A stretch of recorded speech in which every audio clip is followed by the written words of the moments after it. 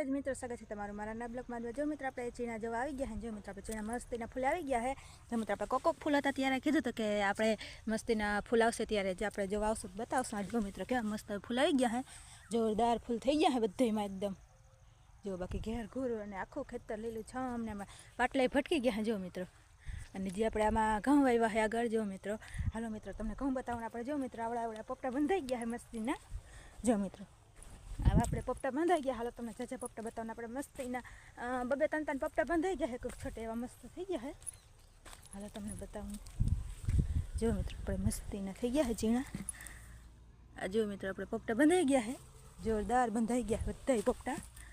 જો હાલો મિત્રો તમને ઘઉં બતાવું। ઘઉં આપણે મોટા મોટા થઈ ગયા છે। આપણે થોડાક દિવસ પહેલાં આવ્યા હતા ત્યારે આપણે ઘઉં બતાવી ગયા। હાલો મિત્રો બતાવું તમને ઘઉં બાકી જોઈ ઝીણા કેવા થઈ ગયા છે।